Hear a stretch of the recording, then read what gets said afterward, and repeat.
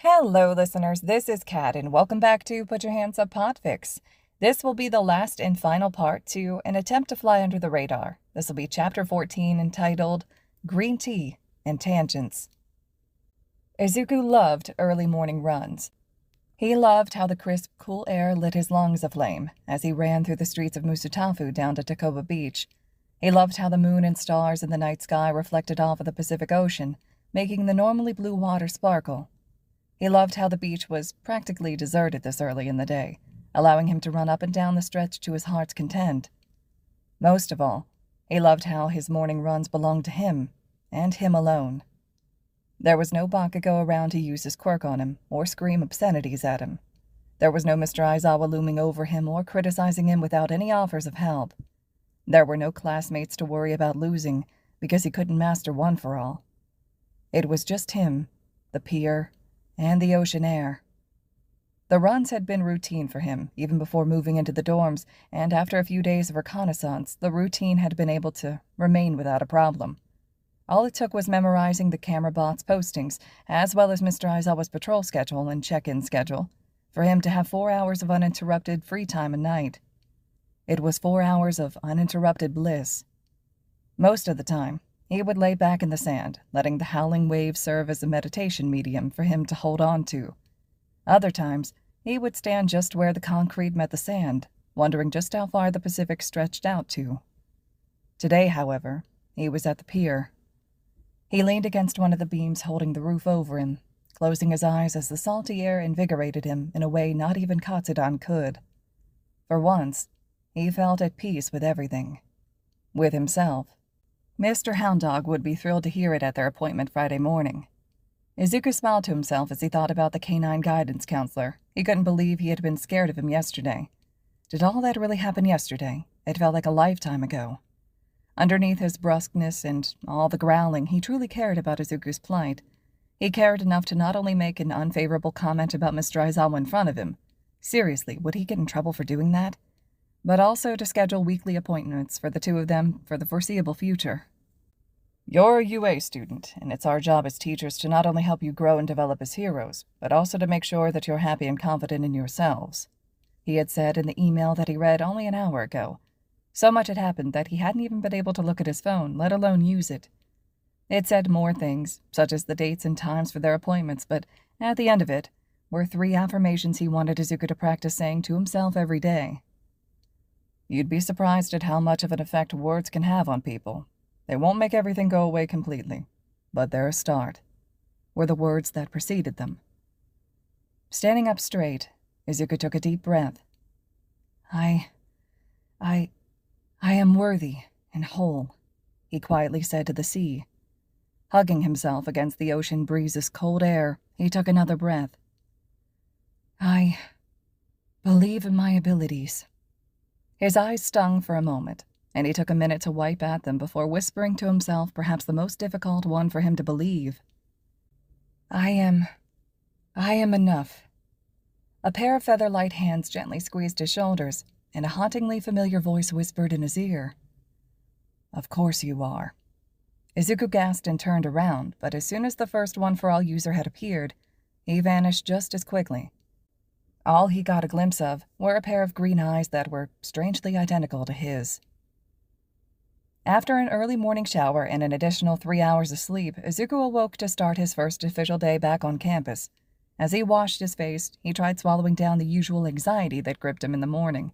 As he brushed his teeth and combed his curlier-than-usual hair, the beach always did that to his hair for some reason, he tried not to think about Bakugo's expulsion, how it had changed the dynamics between his classmates.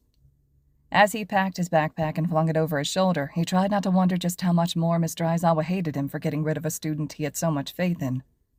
No, you didn't get rid of Bakugo. He got himself expelled, Izuku told himself.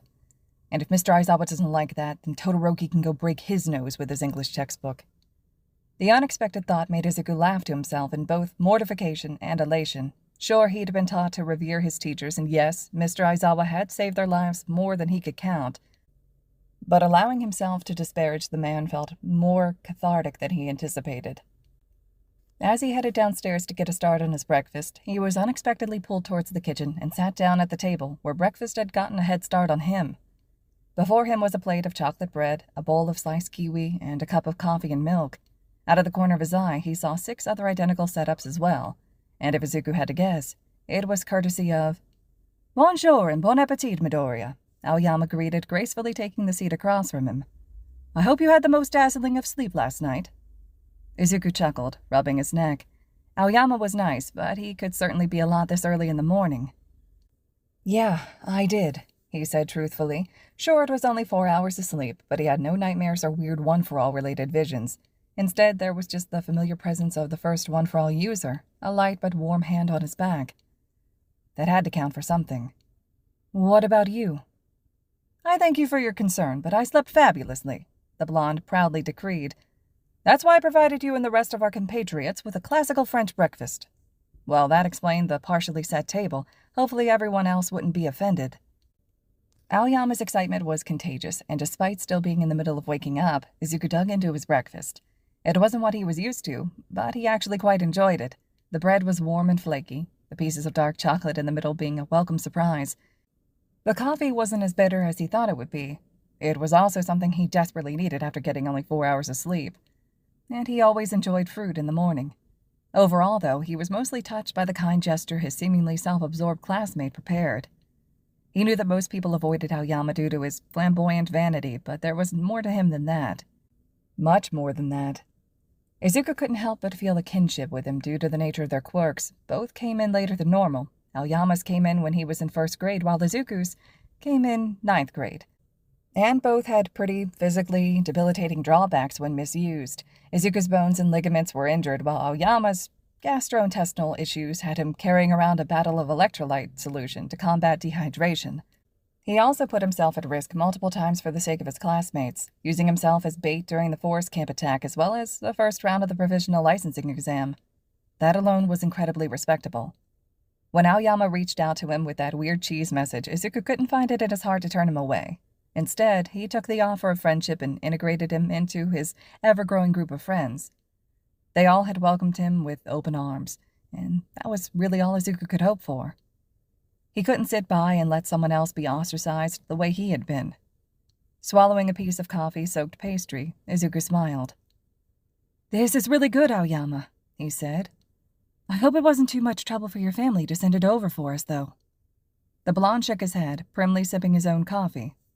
"Nonsense. They were more than happy to have this sent here. In fact, they were also going to send over a full lunch and dinner before I stopped them." He laughed fondly before his smile softened, becoming somewhat sad. "Truth be told, Midoriya, they're grateful that I've made such wonderful friends," he said wistfully, nibbling at his pastry. "I haven't had that much luck in that venture growing up. The cruelty of children can be incredibly shocking." He gave Izuku a kind and knowing look as he set his cup down, and rather than cower away and shrink in on himself, Izuku found himself nodding along. Looking back now, Bakugo's cruelty had been shocking, as had that of his former classmates. It didn't surprise him to find out that Aoyama had been bullied as well. "Aoyama, do you miss Paris?" Izuku asked. When he noticed the blonde's already sad smile tightening, the green-haired boy panicked and entered damage control mode, waving his hands in front of him. "You don't have to answer if you don't want to. I'm sorry if I don't know." Aoyama didn't sound or look upset. In fact, he seemed rather matter-of-fact about the whole thing. His face was unreadable as he looked at Izuku. "I've always been a child of 2 worlds," he continued. "So it didn't matter which country we moved to, or what continent we lived on. I was always going to be different. And as we both know, people don't like differences." They both finished at the same time. They both chuckled at the lucky coincidence before Aoyama shook his head, seemingly fighting a battle within himself. Izuku gave him some time, wanting to give him some space after that vulnerable confession before the blonde straightened up in his seat. He squared his shoulders and looked at the green-haired boy in the eye. Was it just Izuku, or did he look almost scared? "Are you all right, Aoyama?"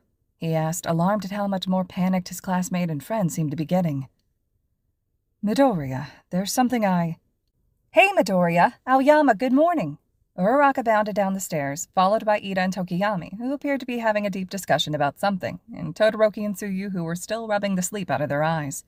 She leaped over to them and paused, gasping at the plates of food on the table. "Whoa, Aoyama," she gushed. "It looks so good. Are these for us?" Aoyama looked almost relieved by the interruption their friends provided, and he shakily tried to return to his usual extravagant attitude. His eyes gave his residual fear away, though.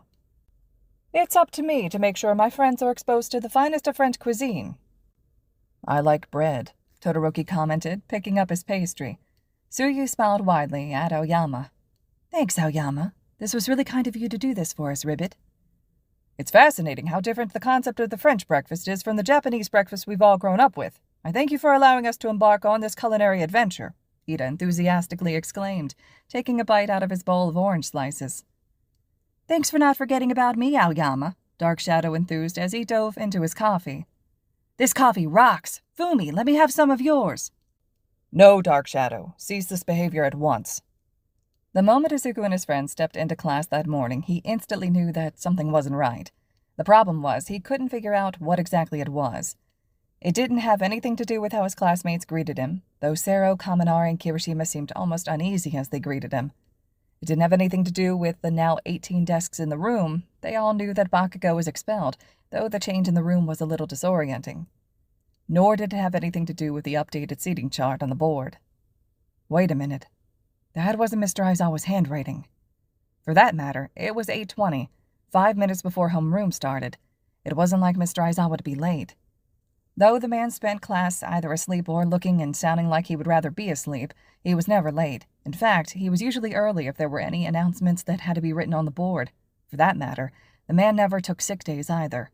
He showed up to class after the USJ incident looking like a mummy, for crying out loud. That had been a choice. Something had clearly happened to him, but... "Good morning, everyone," Miss Midnight chirped as she strode into the classroom, as if she owned it. As everyone echoed her greeting, Izuku saw his classmates looking at one another in confusion, or excitement in Sero and Kaminari's case. In his mind, he compared the handwriting on the board to something she had written for him a couple of weeks ago in one of his assignments. It was a match, meaning that she was the one to update the seating chart. But what did it mean in the long run? It didn't resolve the confusion around Mr. Aizawa, and judging by how Yaoyorozu shot her hand up in the air, he clearly wasn't alone in this sentiment. "Excuse me, Miss Midnight," Yaoyorozu called out.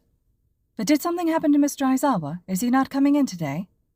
The way the R-rated hero's face fell wasn't comforting, nor was the way she pinched the bridge of her nose. She closed her eyes for a moment before letting out a measured breath. "I suppose there's no use hiding it from you all," she murmured almost to herself, shaking her head.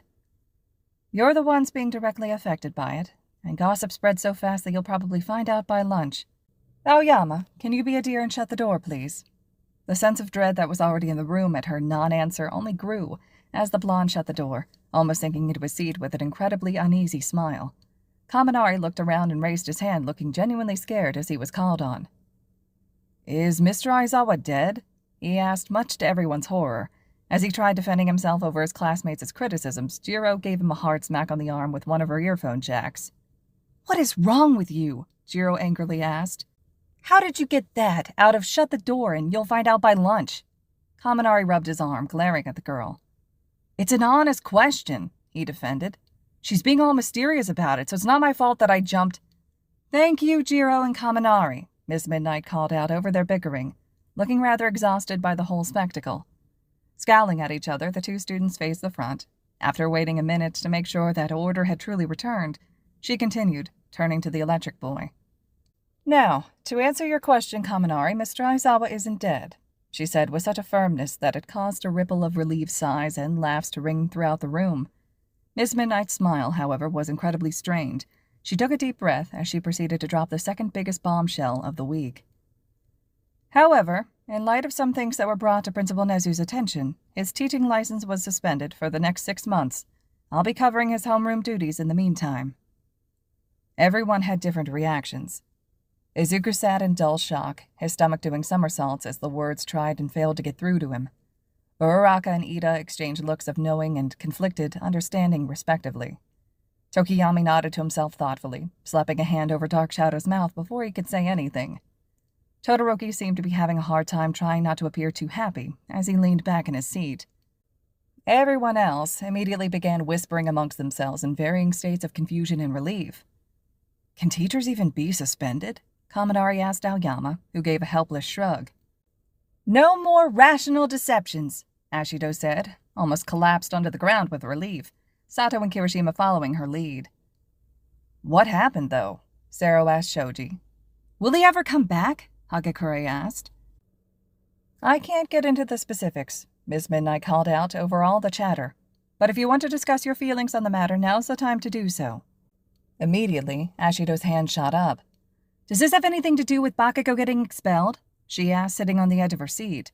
The older woman pursed her lips, her eyes glimmering with disappointment. With who? Izuku? Mr. Aizawa? I can't answer that question. Sero's hand was next. Is it because of how he treated Midoriya? The class fell dead silent at his bluntness. It was a question that everyone, Izuku included, were dying to ask, but no one had the courage to. Izuku swallowed nervously. He hadn't meant to get Mr. Aizawa in so much trouble. Was he mad at him? Were the other teachers mad at him? He knew that Miss Midnight and Mr. Mike were friends with him. Did they hate him? It didn't help when Miss Midnight gave Izuku a fleetingly sad and sympathetic look before shaking her head. Again, I can't answer that question, she stressed. But I will say this. I want you all to trust me, just as I want to trust you all. I promise to endure an open line of communication with all of you about anything. Understand? It seemed to be a coded message of sorts, and her eyes kept darting over to Izuku's, who was doing his best to blend in with the desk. Everyone else nodded their heads, feeling slightly more at ease, as Mr. Mike knocked on the door. Good. Class, something to distract me from the fact that I put my homeroom teacher out of a job for half of a year, Izuku thought to himself. Look on the bright side. You won't have him always glaring at you or calling you problem child anymore. I know this is pretty shocking, but I think we'll be able to weather the storm together, Miss Midnight said, winking as she led her loud, blonde friend into the room to start his English lesson. We'll just give it the old plus ultra effort. All Might, I just wanted to let you know that I told some people about One for All. It's Uraraka, Ida, Asui, and Todoroki, and I really think that they should be included in our meetings about it, but that's if you're okay with it, of course. I didn't want to invite them without your blessing or anything. Toshinori chuckled to himself as he read the text message he received that morning from young Midoriya. His prince of nonsense could really be too much at times. He had a feeling that he'd be spending a lot of time explaining to him that One for All was now his quirk, meaning that it was up to him at the end of the day to decide who he did and didn't want to let in on the secret. But he supposed that the boy was still trying to keep him involved due to his own piece of the legacy that he had handed in. He truly was too kind-hearted for words. Swallowing down the unexpected lump in his throat that popped up at the thought, he had quickly responded back with a promise to bring 4 extra teacups with him to their meeting room. He then proceeded to spend the rest of the morning grading some assignments, finishing up his lesson plans, and finishing the audiobook for the Eternity book he was in the middle of reading. He had to know how Eden would manage to perform the liver transplant without succumbing to her vampiric nature. All in all, he had a rather productive morning, which is why it surprised him when the clock struck 11:30. That fast, he mused to himself as he headed up to his usual meeting room. I must be getting old. Though he received ample heads-up that he and young Midoriya wouldn't be the only ones in attendance, he still found himself taken by surprise when he found his green-haired successor, his boy, in the company of 4 of his closest friends. They looked almost as apprehensive as he did, but young Uraraka eventually took the lead and helped file them inside. Once the door was shut and locked behind them all, the 4 students sat on the couch across from him, quietly accepting his green tea. For a moment, they all drank in silence, unsure of what exactly to say until young Asui softly asked, What do you two usually talk about, All Might? All Might set his cup down and folded his hands in front of him, leaning forward slightly. Well, young Asui, it depends, he started. If he has any questions about One for All, or if something related to it has happened, then we usually go from there. If not, then we just talk about other things, like school, or any hobbies we've picked up. Young Midoriya smiled at her and nodded. Yeah, for example, All Might got me into this book series called Eternity. Young Uraraka's eyes immediately lit up as they darted between her friend and the retired hero. I love those books. I read them at the library all the time. Did you guys read the part about the liver transplant? Young Ito shot his hand into the air with such intensity that it made their frog-like companion dodge with a surprised rivet. Uraraka, we need to get back to the matter at hand, which is discussing One for All, the bespectacled boy lectured, earning a sheepish smile from the girl in return. We need to use this valuable time wisely. I wanted to know about the liver transplant, young Todoroki quietly said to no one in particular, making All Might bite back a bemused smile. The zero-gravity girl leaned over and whispered, You can borrow the first 2 books from me later on today. Has anything strange concerning One for All happened to you as of late, Midoriya? Young Ida asked, turning to face the green-haired boy. We already know that it's a highly unusual quirk, but maybe due to it being a transferable one, there are some intricacies that are at work here that we haven't figured out. His successor frowned and tilted his head to the side, shaking his head. Other than the sports festival, I can't think of anything. Oh! I never told you all what happened at the sports festival. Well, you see, while I was fighting Shinso. As he regaled his friends with the tale of how he won his first match, they listened rather intently. Even when their faces scrunched up in concern, fear, or confusion, they waited patiently for him to finish before speaking up. It's a stockpiling quirk, so maybe those were remnants of the past One for All users, young Todoroki offered, coming to the same conclusion young Midoriya had done that day. But are they, alive inside Midoriya? Young Uraraka asked, her face paling. Or are they haunting him like ghosts? If they were ghosts, why was All Might there, Ribbit? Young Asui asked thoughtfully. He's clearly still alive. A haunted quirk, young Ida muttered to himself, stroking his chin. Maybe the library has some information on those. All Might decided to let the kids take over this part of the conversation. They looked and sounded so passionate that he knew he wasn't going to get in a word otherwise, as they planned a series of research trips to both the school library as well as the Musutafu public one. Young Ida's arms practically chopped up the room as he coordinated a fair schedule for them all to follow. Though young Midoriya seemed almost overwhelmed under the protective attention, he looked lighter than he had ever seen him. Not better, necessarily, but lighter. It made the retired hero smile sadly at his boy. He knew the road to healing was going to be a long one, but it warmed his heart seeing that he had his friends who were willing to stay by his side in the face of such a dangerous legacy. You're doing great with him, Toshinori. The long-missed voice of Nada rang through his head, making him jump slightly. I'm so proud of you. Swallowing down the lump in his throat, he rubbed his hands together in preparation to circle back the conversation before it got out of control. These were amazing kids, but he couldn't let them continue on their tangent about which library had superior catalog of books and a summary of the Eternity Saga, respectively. You've got some good friends, young Midoriya, Toshinori mused to himself. Do this old man a favor and hold on tight to them. All right, listeners, this concludes the fic entitled An Attempt to Fly Under the Radar. I hope you all enjoyed this one. Like I said, I really like this fic a lot. I think the author does a really good job of conveying this in a different perspective of some of the other reveal fics. So let me know your thoughts and reactions to the entirety of this fic and how the author wrapped it up as well. If you like the fic and you have an opportunity to slide over to AO3 to leave comments and kudos, like I said, I will always recommend that. It's a great way to show support to those original authors too. If you're looking for an easy way to access the fics, there's links to the original fics always in the descriptions for each of the videos that I do, so be sure to check it out if you'd like to go back to look at AO3 and leave those comments and kudos. And as always, thank you all so much for listening.